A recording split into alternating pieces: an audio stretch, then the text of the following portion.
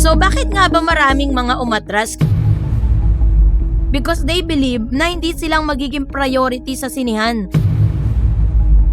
Sa sandaling lumabas ang teaser poster ng The Greatest Showdown, nalaman ng buong industriya na ang natitirang spasyo para sa ibang pelikula upang kumita ng sapat ay lumiit ng husto.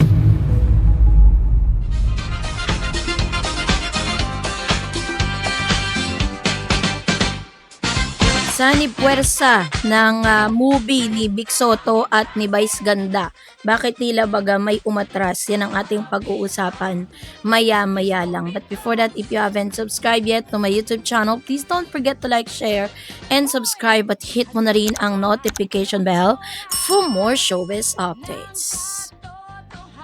Noong July 5, 2026 ay opisyal nang gumuho ang internet at ang buong industriya ng pelikulang Pilipino na magsama sa iisang entablado sa Gateway Mall ang dalawang pinakamalaking higante ng noontime television at box office history na si Bossing Vic Soto ng Itbulaga at ang unkabogable superstar Vice Ganda ng It's Showtime. Sa isang makasaysayang joint announcement, formal nilang inulunsad ang kanilang kauna-unahang collaboration movie na pinamagatang Greatest Showdown sa ilalim ng direksyon ng premyadong filmmaker na si June Robles Lana at ang magkasaanib na produksyon ng ABS-CBN Studios at Star Cinema, The Ideas First Companies MZ Production at APT Entertainment. Habang ang madlang Davercads ang pinagsamang fandom ng dalawang kalabang noontime show ay abala sa pagdiriwang para sa tinuturing na ultimate cultural reset ng taon, isang magkaibang klase ng senaryo ang nagaganap sa mga boardroom ng mga independent at major film studio sa bansa. Ang takot, kaba at mabilisang re-strategizing ay naging pangunahing emosyon ng mga lokal na producer. Ang ulat ay isang malalim at kritikal na pagsusuri sa likod ng mga eksena ng industriya. Hihimayin natin ang malaking phenomenon kung bakit ang pag-anunsyo ng Greatest Showdown para sa Metro Manila Film Festival 2026 ay nagbunga ng maramihang pag-atras o strategic withdrawal ng iba't ibang pelikula na nakatakda sanang sumali sa festival. Gagamitin natin ang analytical frameworks at market monopoly at consumer behavior at ang kasalukuyang ekonomiya ng sinihan sa Pilipinas. Habang nilalagyan natin ito ng talaga namang masasabi natin na very interesting ng mga storya. So, The Greatest Showdown, dalawang hari sa iisang trono para sa mga hindi pamilyar. Sa takbo ng Metro Manila Film Festival sa nakalipas sa 2 dekada, ang Paskong Pilipino ay palaging pinaghaharian ng dalawang formula, ang pampamilyang pantasya at hardcore comedy ni Vic Soto mula sa Enteng Kabisote franchise hanggang sa APT MZ co-production at ang makulay na campy at may mataas na antas ng pabubudol na slapstick comedy ni Vice Ganda. Mula sa Private Benjamin hanggang The Super Parental Guardians hanggang sa mga huling obra ni June Lana tulad ng And the Breadwinner Is. Sa loob ng maraming taon, ang takilya ng Metro Manila Film Festival ay naging isang malaking pustahan kung sino ang magiging number 1 at number 2. Kung sino ang kukuha sa mas malaking porsyento ng wallet shares ng mga pamilyang Pilipino tuwing Pasko. Ang laban ng Soto versus Vice Ganda ay hindi lang labanan ng pera, ito'y labanan ng dalawang dambuhalang TV networks, dalawang magkaibang kultura ng komedya at dalawang magkaibang henerasyon ng mga manonood, Ngayong 2026, ang pader na naghihiwalay sa kanila ay tuluyan ng binuwag ng nagbabagong landscape ng media consolidation. Ang pag-anunsyo ng kanilang pagsasama ay hindi lang basta pagtatambal, Ito'y hindi lang basta itinatawag na ekonomiya ng horizontal integration o pagsasama ng dalawang magkatunggaling puwersa upang kontrolin ang buong merkado. Sa sandaling lumabas ang teaser poster ng The Greatest Showdown, nalaman ng buong industriya na ang natitirang spasyo para sa ibang pelikula upang kumita ng sapat ay lumiit ng husto. So bakit nga ba maraming mga umatras? Kasi ito po yung pinag-uusapan ngayon sa showbiz.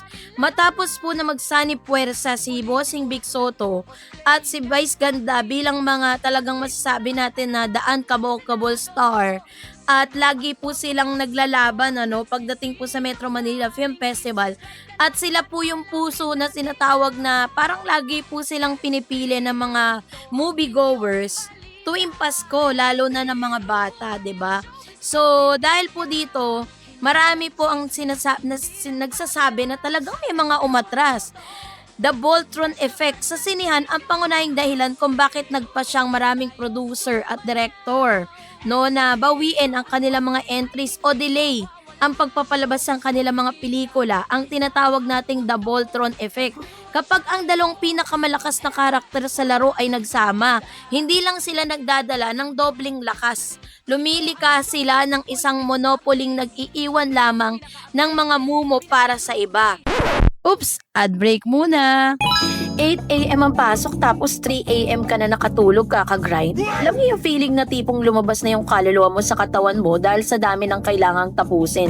Mga mima, ang mood natin for today's video ay very much zombie. As pagod as person. Feeling ko hindi ko na talaga kaya. Pero wait lang, hindi tayo pwedeng sumuko sa life. We have dreams to chase, TikTok trends to do, at cravings to satisfy. Hindi pwedeng laging lutang. Kaya bago pa ako tuluyang kainin ng antok, kailangan na nating ilabas ang ultimate lifesaver. So, the one and only Nescafe Original. Walang etchos, ito talagang OG pampagising ng bayan. Yung tipong kahit gaano kakastres sa deadline, hindi ka na niya iiwan sa ere. Let's romanticize making coffee for a bit, besties. Pakinggan nyo naman yung ASMR na yan. Pagkabukas mo pa lang ng sachet, amoy na amoy mo na agad yung classic roasted coffee aroma. Amoy pa lang, alam mo nang kaya mong harapin lahat ng red flags. Today, yung tapang niya mas matapang pa sa mga desisyon ko sa buhay lately. So, one sip and boom, the serve. Nakabalik na ang kaluluwa ko sa katawan ko. Literally, ganito yung kape na hinahanap-hanap ko. Sakto yung tapang at sarap para i-kickstart yung utak ko. Good morning talaga sa neurons ko na biglang nagising. From zero energy to 100 real quick. No more lutang moments, no more excuses, at ready na tayo mag-slay at mag-hustle for today. Kung kailangan nyo rin ng flat armor para sa araw na yon, alam nyo na ang sagot. Kaya kung gusto nyo na ng legit energy boost na swak sa budget natin, mag-Nescafe Original na rin kayo. Bangon na at magkape, mga mima! Let's get back to the video. So, sabi po dun may mga dahilan kung bakit napilitang umatras ang mga kalaban sa production. Kasi parang sinasabi po ng mga balita ngayon na wala na pong nangangahas na gumawa ng pelikula para ipantapat dun sa movie nitong si Bossing. Ang iba pong ginagawa nila is gagawa sila ng movie pero hindi po nila yun i-show or hindi po lalabas yun ng mismong Pasko para ilaban dito po kay Bossing tsaka kay Vice Ganda. So, ang labanan sa cinema allocation or the screen monopoly, ang pinakamalaking bangungot ng sinumang film production sa Pilipinas ay ang kawalan ng sinihan. Tuwing Metro Manila Film Festival, ang theaters tulad ng SM, Ayala at Robinson ay negosyante pa rin sa dulo ng araw. Kung ang isang pelikula hindi nagpapapasok ng tao sa unang 2 araw, automatic tinatanggalan ng screen upang ibigay ang pelikulang blockbuster sa pagpasok ng isang Vice at big movie. Inaasahan na sa unang araw pa lang ng Pasko, magdodomina na ng Greatest Showdown ang mahigit 60 hanggang 70% ng kabuuan bilang ng mga sinihan sa buong bansa. Ang Star Cinema at APT Entertainment ay may malaking leverage sa mga theater owners kung ikaw ay isang independent producer na may hawak ng seryosong drama o maliliit na horror film. Ang tsansa mo na makakuha ng magandang oras sa screening ay sapat na. Sa sinihan ay bumaba na at sa halos 0%. Ang umatras ay hindi pagiging bakla. Ito ay isang kalkuladong desisyon para hindi mabaon sa utang or financial survival. Ang wallet share crunch ng pamilyang Pilipino sa ilalim ng kasalukuyang sitwasyon ng economy. Sinasabi po dito na isa rin sa mga dahilan kung bakit may mga umatras ng producers and director to produce another movie or para sa entry ng Metro Manila Film Festival because they believe na hindi silang magiging priority sa sinihan para bigyan po ng slot sa sinihan. Syempre, mas ipa-priority po ng mga sinihan yung alam nilang papasukin ng tao. So yun po yung isa sa mga nakikita nilang problem at dahilan kung bakit sila nag-aatrasan. And of course, sabi dyan, so So, ang panonood ng sine ay tinuturing na isang luxury experience para sa ordinaryong pamilyang Pilipino. Ang presyo kasi ng ticket ngayon sa sinehan ay naglalaro sa mas mataas na halaga. Bukod pa dito yung pamasahe at pagkain, yun yung mga dapat nilang mga kinoconsider, no? Ang average sa pamilyang Pilipino ay may budget lamang para sa isang pelikula tuwing Pasko. Noong magkaiwalay sina Vice at Vic, ang mga pamilya ay nahahati. Ang mga lolo't lola at bata ay sa Vic Soto, ang mga nanay, teenager at mga bakla ay Vice Ganda naman. May mga pagkakataon ng isang pamilya ay nanonood ng dalawang pelikula. Ngunit, ngayong nagkasama sila sa Greatest Showdown, nahanap na ng publiko ang all-in-one package. Lahat ng hinahanap ng pamilya, mula pambatang katatawanan hanggang sa modernong hirit ng Gen Z, ay nasa iisang ticket na lang. Ang perang natitira sa pitaka na mamimili para sa pangalawa o pangatlong pelikula ay halos wala na. Kaya ang ibang entries ay mawawalan na rin ng market shares. So yun naman yung kanilang pangalawang dahilan na baka daw yung budget naman ang inaalala nila, kasi alam natin na hindi na rin po ganun kalakas yung industriya po pagdating sa big screen, kasi syempre mas pinipili na rin po ng mga Pinoy na manood sa mga streaming platform kesa pumunta sa sinihan. Hinaantay na lang nila yung mga movie na lumabas sa sinihan. Syempre nga naman mas less yung gastos.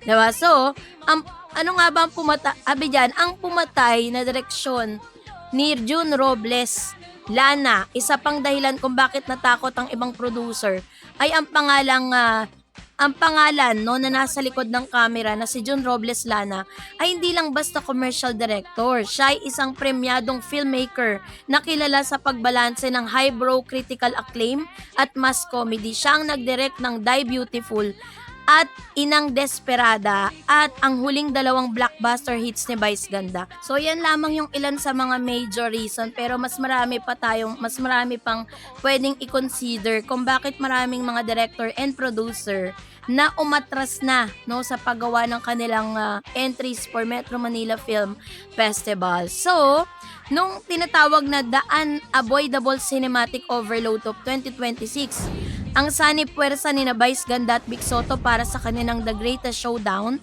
ay ang definisyon ng isang pop culture Leviathan. Ito ang pelikulang nagpapatunay na sa kasalukuyang takbo ng entertainment industry sa Pilipinas, ang pagkakaisa or consolidation ay mas malakas kaysa sa patuloy na pag-aaway.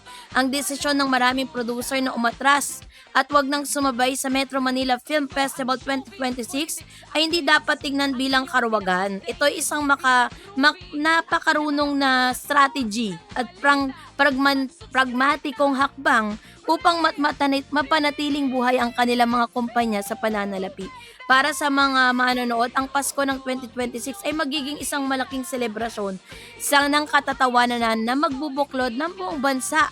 Pagkatapos sa maraming taon ng hidwaan sa telebisyon, ngunit para sa industriya, ito ay isang paalala na kapag ang dalawang hari ng takilya ay nagpasya na magbahagi ng isang trono, ang pinakamatalinong bagay na magagawa ng iba ay yumuko, lumabi sa gilid at mag-abang sa susunod na yugto ng laban. So kayo po, anong yan sa loobin patungkol dito? Mag-comment kayo sa comment section. And that's it for today. For more videos and updates, please don't forget to like and subscribe, and please don't forget to follow my Facebook page, DarEds TV and DarEds channel. God bless everyone!